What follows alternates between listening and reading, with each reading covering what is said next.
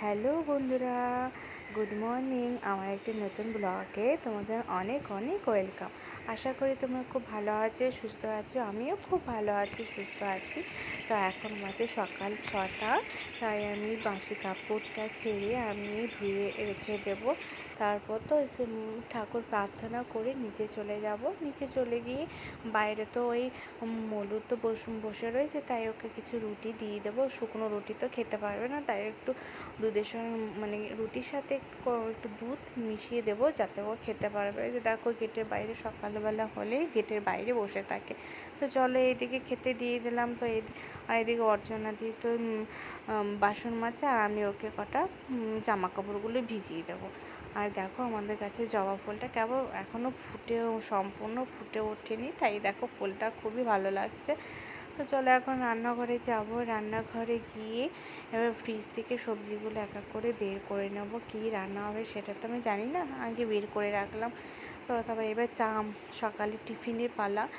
তো সব কিছু সকালবেলা কি এক এক করে গুছিয়ে রাখলে কি বলো তো, কাজটা করতে খুব ইজি হয়, খুব ঝামেলা লাগে না। আর তো চলো, এইদিকে অর্চনার দিকে চা দিয়ে দেবো, চা আর পাউরুটি, আর দুটো দিয়ে দেবো হচ্ছে পরোটা। তো চলো, ওকে অর্চনার দিকে খেতে দিয়ে দিই। তারপর বসাবো হচ্ছে এক এক করে যে আসে তাকে এক এক করে ভেজে দিই। তারপর বসাবো হচ্ছে বাবার। তো এইদিকে সবজি কাটতে মা তো বসে পড়েছে, মার সঙ্গে আমি একটু হেল্প করে দিলাম।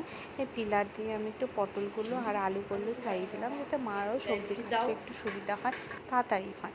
যত তাড়াতাড়ি এই সময় যেহেতু বাবান ঘুমোচ্ছে, যে যত তাড়াতাড়ি পারবে তত তাড়াতাড়ি কাজটা সেরে রাখবে। কারণ ও উঠলে তো আমার কোল ছাড়া তো একদমই নড়বে না। তাই মাকেও আমি একটুখানি হেল্প করে দিলাম। আসলে কি বলো তো, আমরা সকালে টিফিনটা করে আমরা এরকম মানে মা এরকম সবজি কেটে একসঙ্গে গুছিয়ে রাখে, যাতে রান্না করার সময় ঝামেলাটা না হয়। তা আমি এখনও চান টান কিছু করিনি। চান টান করে পুজো দিয়ে তারপর রান্না করে আসবো। আসলে সবজি টবজি সব কিছু গুছিয়ে রাখলে খুব ভালো হয়, সুবিধা হয়। তো এদিকে অর্চনা দিয়ে বাসনগুলো নিয়ে এসছে, তাই আমি এক এক করে গুছিয়ে রাখলাম। রেখে তারপর গুছিয়ে রাখবো। তো এইদিকে তো বাবা স্নান করতে ঢুকে পড়েছে, তাই বাবার জন্য আবার গরম গরম পরোটা করে দেবো। তো পরোটাগুলো আমি ভেজে নেবো এক এক করে। আসলে বাবা সকালবেলা রুটিটা খায় না, পরোটাটা খেতেই পছন্দ করে। তা পরোটার সঙ্গে অবশ্য কোনো কিছু সবজি খায় না, পরোটা দিয়ে চারটা দিয়েই খায়। আসলে বাবা সকাল সকাল খায়, কারণ বাবার সুগার তো, তাই একটু সকাল সকালেই খায়। তো চলো, বাবার এবার পরোটা হয়ে গেছে, চাও হয়ে গেছে, আমি বাবাকে দিয়ে এসেছি। এরপরে আমার চাটা এবার চাপাবো। আসলে বাবার চাটা তো সুগার ফ্রি চা, যার জন্য আমরা সেরকম বাবার সঙ্গে খাই না। তো আমি সব কিছু সবাইকে চাটা দিয়ে এক এক করে গুছিয়ে নিচ্ছি। গ্যাসের পাশে সব সবজিগুলো পাশে রেখে দিচ্ছি।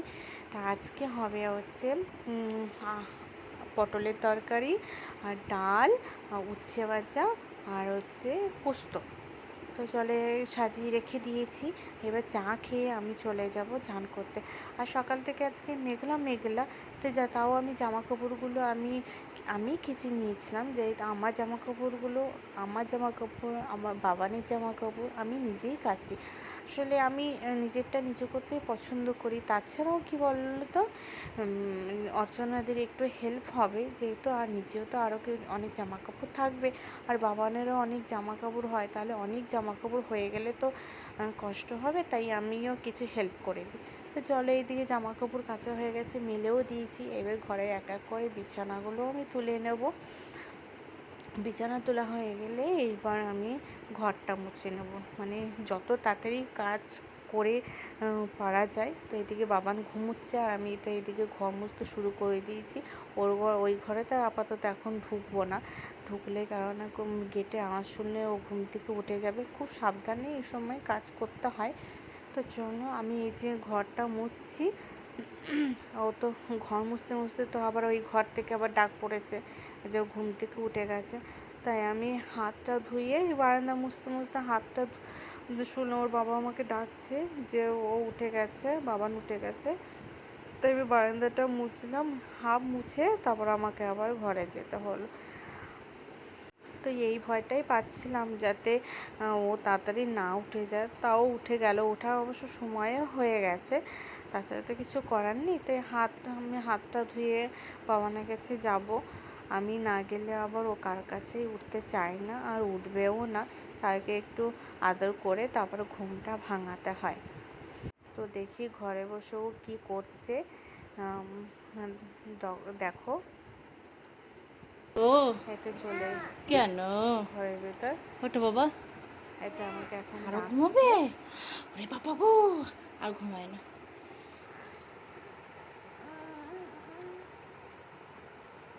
ওঠো, ওঠো। কেন বাবা? দেখি দেখি দেখি মুখে ছাড়ো দেখি।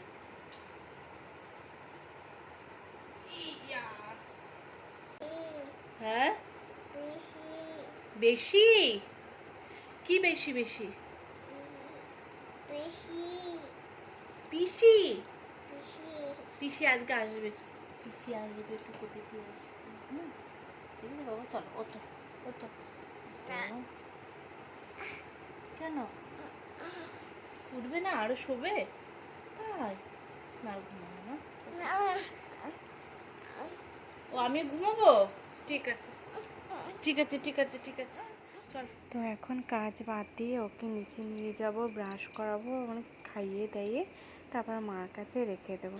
তারপরে এইদিকে কালকে যখন বৃষ্টি হয়েছিল সব জামা কাপড়গুলো ঘরেই মেলেছিলাম, কিন্তু এগুলো তো শুকায়নি। আর ঘরে থাকলে একটুখানি ভেজা ভেজা গন্ধ আসবে, তাই আজকে একটু হালকা রোদ উঠেছে ভালোই, তাই জামা কাপড়গুলো আমি আবার বাইরে মেলে দেবো। নাহলে তো আবার না শুকাবে না, আর ঘরেও থাকলে একটু কেমন একটা গন্ধ আসবে, তাই সব এক এক করে ছাদে মেলে দেবো। তো মেলা হয়ে গেলে, আজকে খুব একটা রোদ ওঠেনি, কিন্তু এতটাই গরম যে মানে থাকা যাচ্ছে না। তো সারাদিন মানে একটু পরিশ্রম হয়, ক্লান্তি ভাবও আছে, আর গরমে তো আরও সবাই ক্লান্ত হয়ে পড়েছে। তো এই সব জামা কাপড়গুলো ছাদে সব মেলে দিয়েছি, দেখো এক এক করে ভেজাগুলোও আছে, আবার কিছু শুকনোগুলোও আছে। তো হয়ে গেল আমার সব ওইদিকে কমপ্লিট করা। তো চান করে পুজো দিয়ে নিয়েছিলাম। তো পুজো দেওয়ার পরে তো সোজা রান্নাঘরে ঢুকতে হবে। তো রান্নাঘরে প্রথমে আমি উচ্ছে ভাজাটা চাপিয়ে দেবো, এক এক করে করবো, যেহেতু সব সবজিগুলো কাটা হয়ে গেছে তাই কোনো অসুবিধা হবে না, তাড়াতাড়ি রান্না হয়ে যাবে। তো প্রথমে আমি উচ্ছেগুলো ভেজে নিয়েছিলাম, উচ্ছে ভাজার পর তারপর আমি চাপাবো হচ্ছে পোস্ত। পোস্ত হচ্ছে ঝিঙে আর আলু পোস্ত। আসলে আলু পোস্তটা খুব একটা সবাই পছন্দ করে না, তার সঙ্গে ঝিঙেগুলো কতগুলো ছিল, তাই ঝিঙে আর আলু একসঙ্গে দিয়ে পোস্তটা করব। তো এইদিকে পোস্ত আমি চাপিয়ে দিয়েছি, আর এদিকে পোস্তটা পেস্ট করে নেব, তাই মিক্সিতেই বাটবো। তাই পোস্তর সঙ্গে 4-5টা কাঁচা লঙ্কাও দেবো। তা চলো আমি এবার বেটে নিচ্ছি বলতে না, মিক্সিতে করে নেবো। দেখি কত দূর পোস্তটা হলো। তো এইদিকে বাবা একটু দই নিয়ে এসেছিলো চিড়ে মাখা করার জন্য। তো এই দেখো দইটা নিয়ে এসে আগে আমার মেয়ে খাবার জন্য বায়না, তো তারপরে এইখানে মা আবার চিড়ে মাখিয়ে দেবে। এই চিড়ে মাখাটা এইভাবে মানে খেলে এত টেস্টি হয়, তাই চিড়ে মাখাতে দেখো কী কী দিচ্ছে। প্রথমে চিড়েটা ধুয়ে নিয়েছিল, ধুয়ে নেওয়ার পর দুধ দিল, আর এখানে কিছু সন্দেশ গুঁড়ো করে দিল, তারপর আম দেবে আর দই দেবে। তো এটা খেলে মানে খুবই টেস্টি হয়, পেট পেট ভারও হয়, খুব ভালো লাগে। তাই ওর বাবাকে দেবে আর আমি খাবো। তাই আমার খাওয়া দাওয়া কমপ্লিট হয়ে গেছিলো, তার এক এক করে খেয়ে নিয়েছিলাম। তাই এদিকে আমি দুটো কড়াই একসঙ্গে চাপিয়েছি যাতে তাড়াতাড়ি রান্নাটা হয়, নাহলে তো আবার বাবান তো আবার বায়না ধরবে। তাই আমি একদিকে মুগ ডালটা বসিয়ে দিয়েছি, আর এইদিকে আলু পোস্তটা হচ্ছে। আলু পোস্ত প্রায় সব কিছু হয়ে গেছে, এবার পোস্তটা দিয়ে আমি নামিয়ে দেবো। দেখো পোস্তটা মানে কত ভালো হয়েছে, খুব খেতে কিন্তু খুব ভালোও হয়েছিল। তো তোমরা এই ঝিঙে আলু পোস্ত কারা কারা পছন্দ করো আমাকে কিন্তু অবশ্যই জানিও। তাই এটা হওয়ার পর, পোস্ত হয়ে যাওয়ার পর তারপর আমি পাশে আবার, তো বাবা আবার চা খাবে, তাই আবার পাশে আবার চা বসিয়ে দিয়েছি, দুধ দিতে এসেছিলো, দুধটাও বসিয়ে দিয়েছি। একসঙ্গে 3টে বার্নার আছে বলে একটু সুবিধাই হয়, কোনো অসুবিধা হয় না। তো একদিকে ডাল হচ্ছে আর আমার এইদিকে আবার আলু পটলের তরকারিটা চাপিয়ে দিয়েছি। তো একসঙ্গে হচ্ছে, এদিকে বাইরে এসে দেখি যে বাবান বসে রয়েছে। দেখো এই দেওয়ালটা কি খাচ্ছ বাবান? ছালটা ওই ছাড়িয়েছে, চা তারপর খায় আবার না, চা ছাড়াতে ভালো যাচ্ছিল। না। তো ওইখান থেকে নিয়ে এলাম। তারপর টেস্টি, আমি সব রান্না বান্না টেস্টি। করা হয়ে গেলে তারপরে আমি একটু চা নিয়ে বসেছিলাম, যেহেতু বাবাকে একটু চা দিয়েছিলাম তো সেখান শেষ, থেকে একটু ছিল, আমি চা আবার নিয়ে বিকেলে দেবো, বসেছি। ঠিক আছে? যেই বসেছি তখন আমার মেয়ে আবার একটা কৌটি নিয়ে এসছে, ও চা খাবে, তাই আমি ওকেও একটুখানি চা দিলাম। একটুখানি ফেলে দাও, চা দিই না, কাপটা বাচ্চাকে ফেলে চা দাও। দিতেও নি। তো চা একটুখানি খেলো, খাওয়া দাওয়া হয়ে গেল। আর এইদিকে আমার রান্না বান্না সব কমপ্লিট, তাই একটু মোছামুছি করে নিলাম। এইদিকে গ্যাস ট্যাস মুছে তারপরে ভাতটা চাপিয়েছি। ভাতটা একটু দেরিতেই চাপাই, সবার লাস্টেই চাপাই, যেহেতু ভাতটা একটু গরম গরমই ভালো লাগবে। তো আমার সব হয়ে গেছে, এখন বাসন কাসনগুলো যা ছিল একটু ধুয়ে নিয়েছি, আর বাদবাকি কাজগুলো আমার সব কমপ্লিট। দেখো এই যে নিচে আবার আমার কাছে ঘোরাফেরা করছে, এর জন্য একটু তাড়াহুড়ো করি। তা চলো এবার দেখাই এক এক করে কী কী রান্না হয়েছে। এখানে হচ্ছে উচ্ছে ভাজা, আর এখানে শুকনো লঙ্কা আর জিরে আলু মাখা হবে। আর এটা হচ্ছে ঝিঙে আলু পোস্ত, আর হচ্ছে এটা আলু পটলের তরকারি, আর হচ্ছে একটু ঝোলটা একটু কমই রেখেছি। আর এটা হচ্ছে মুগ ডাল লাউ দিয়ে। তো এইদিকে ভাতটা হচ্ছে, হোক, এটা তো সময় লাগবে।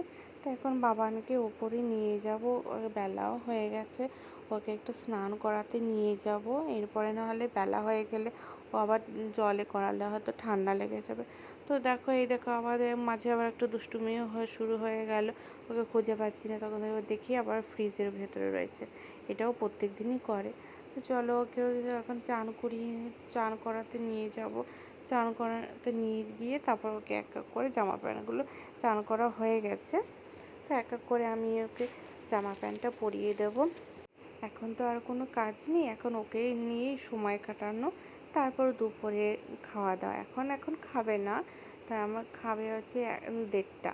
তাই এখন ওকে নিয়ে একটুখানি বসবো। এদিকে ভাতটা নিচে হচ্ছে, হোক, আর ভাতটা আবার অবশ্য মা নামিয়ে দেবে। তাই ওকে নিয়ে এখন একটু ঘরে বসবো, ও ঘরে থাকুক। আমি এদিকে আবার জামা কাপড়গুলো শুকিয়ে গেছে, তাই সেগুলো এখন তুলে নিয়ে আসি, নাহলে খুব শুকিয়েও গেছে, অবশ্য অনেকক্ষণ হয়ে গেছে। তো এগুলো সব তার আগে ওকে আমার নিজের ঘরে নিয়ে এসেছিলাম। দেখো কিভাবে পেছনটা দেখিয়ে নাচছে, এইভাবেই ও দুষ্টুমিগুলো করে, খুবই দুষ্টুমি করে, দেখেছো? আর আমাকে বারে বারে জড়িয়ে ধরছে। তো এখানে একটু সময় কাটালাম ওর সাথে।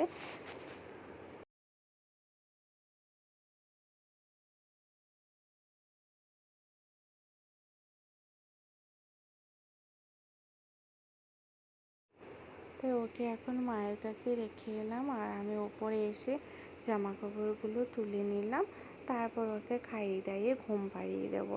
আমার ভিডিওটা তোমাদের কেমন লাগলো তোমরা অবশ্যই কমেন্ট করে জানিও। আর যদি ভালো লাগে আমার পাশে থেকো, সাথে থেকো।